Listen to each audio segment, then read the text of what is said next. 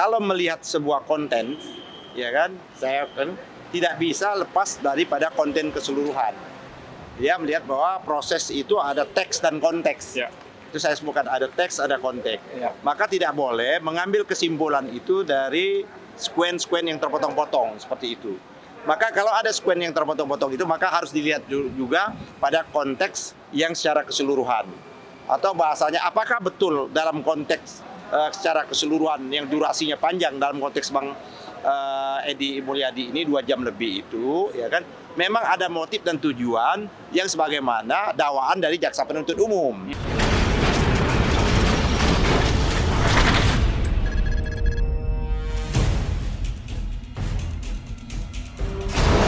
Saksi yang kedua, saksi ahli ITE. Soal kepakaran keilmuan oke ya. Orangnya juga santai, banyak bercanda, jadi kita nggak tegang. Jam-jam siang, jam ngantuk memang. Tapi saya puasa sih nggak ngantuk, jadi orang kalau makan siang ngantuk. Kemudian, tapi yang menarik adalah bahwa saksi menjelaskan seperti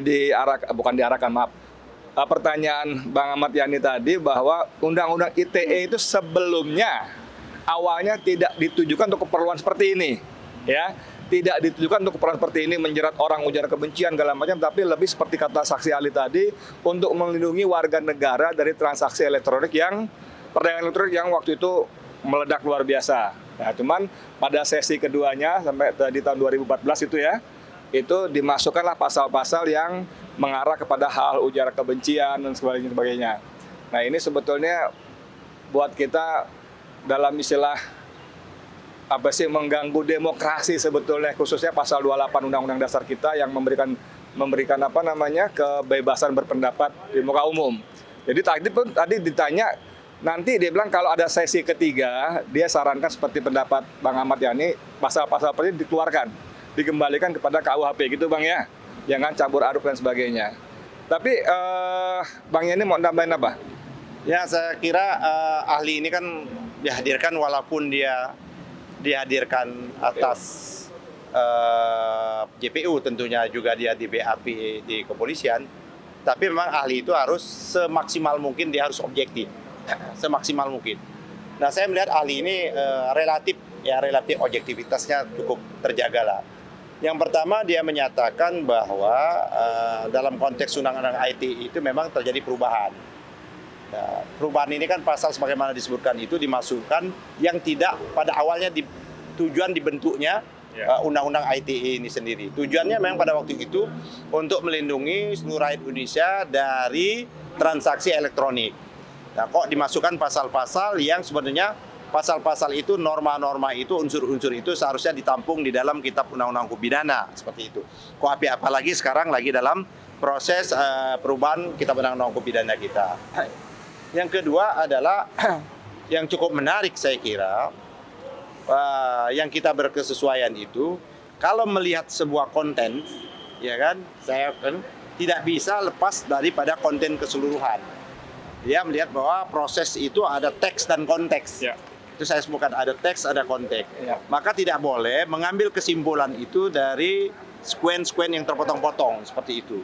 Maka kalau ada sekuen yang terpotong-potong itu, maka harus dilihat juga pada konteks yang secara keseluruhan. Atau bahasanya, apakah betul dalam konteks secara keseluruhan yang durasinya panjang dalam konteks Bang Edi Mulyadi ini 2 jam lebih itu, ya kan? Memang ada motif dan tujuan yang sebagaimana dakwaan dari jaksa penuntut umum. Atau sebaliknya, justru ya kan, apa yang dikemukakan oleh Bang Edi justru untuk melindungi, membela dan menghormati adalah masyarakat yang sekarang ini lagi menuntut. Ya kan, contoh kawan-kawan kita dari Kalimantan. Dari Kalimantan ini kan tidak bisa juga direpresentasikan, tadi saya nanya, apakah provinsi itu bisa dikategorikan yang termasuk SARA? Dia sependapat saya itu adalah pengertian daerah administrasi pemerintahan.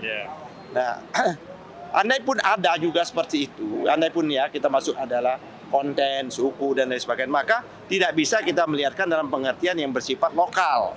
Pengertian umum lah yang berlaku secara universal itu. Ya, contoh jin buang anak itu, apa sih hakikat dari istilah jin buang anak itu secara universal? Ya kan. Nah, oleh karena itu memang ada sebab dan akibat itu, tapi dia tidak mau secara langsung karena ini menyangkut konteks ahli bahasa dan lain sebagainya seperti itu. Nah, yang ketiga adalah akibat. Nah, jadi kan akibat.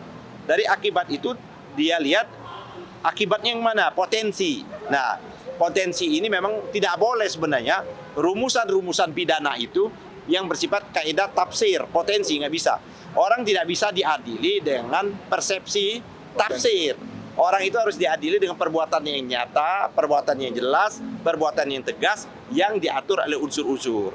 Walaupun memang ada undang-undang kita yang multitafsir. Nah, itulah dia maksudkan tadi, itu wilayahnya biarlah hakim yang memberikan penilaian dan lain sebagainya. Itu 3 hal yang pertama. Yang berikutnya yang dikemukakan tadi adalah kerugian. Tadi ditanyakan oleh Ibu Nora tadi. Potensi itu, apakah kalau potensi telah menimbulkan kerugian? Yang namanya potensi itu tidak pasti tidak menimbulkan kerugian. Secara material, potensi itu bisa datang, bisa enggak. Tadi hakim mencontohkan masalah tsunami ya. Nah, tsunami. Bisa dia iya, bisa juga tidak. Di gempa itu. Nah, oleh karena ini adalah bersifatnya spekulasi, bersifatnya tentatif, bersifatnya potensi, sesungguhnya orang tidak bisa diadili dan dihukum gara-gara yang bersifat spekulatif seperti itu nggak bisa. Hukum pidana kita tuh jelas. Pasal 1 ayat 1 itu karena masih berlaku sekarang ini. Apa bunyinya? Ya. Orang itu dihukum dengan ketentuan pidana yang sudah mengaturnya dengan jelas itu. Itu azas nullum delictum seperti itu. Nah, yang ketiga adalah kerugian. Yang kelima ya. Kerugian itu bagaimana? Apakah kerugian itu bersifat material? Apakah kerugian itu bersifat immaterial seperti itu? Nah, kalau kerugian yang bersifat material belum tentu ada. Nggak ada. Ya. Ya. Nggak ada. Kenapa nggak ada?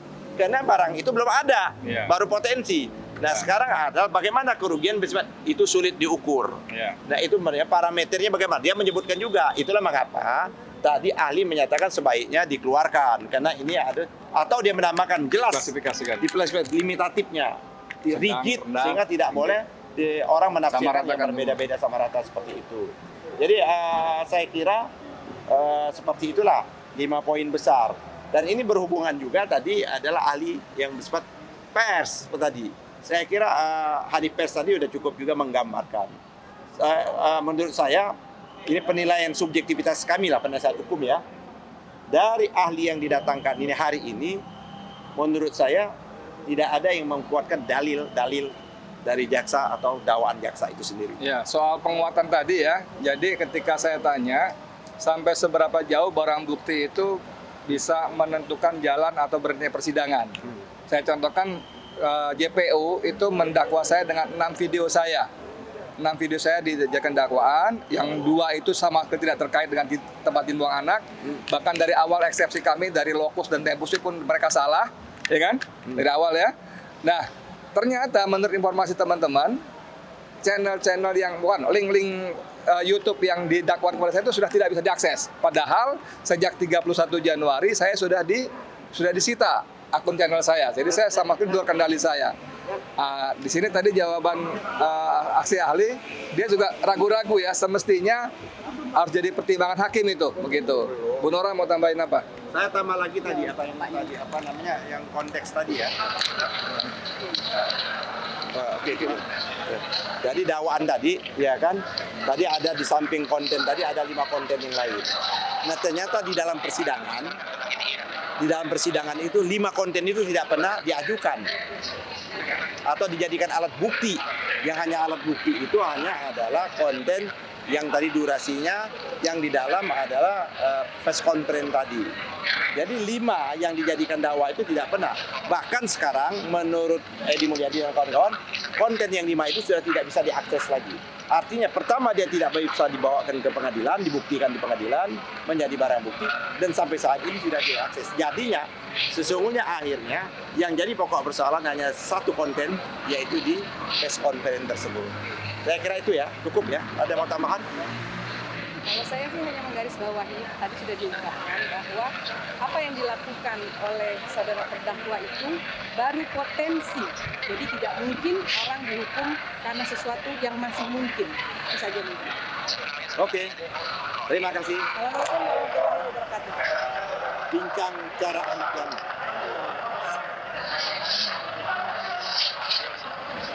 Nanti saksinya kita akan mengajukan saksi adegan. Siapa saksinya? Tunggu besok lagi. Jangan lupa Dan ikuti terus. ikutin terus sidangan, ikutin terus dan tonton juga di YouTube Ahmad Yani Channel. Bincang cara Ahmad bicara. Oh, kalau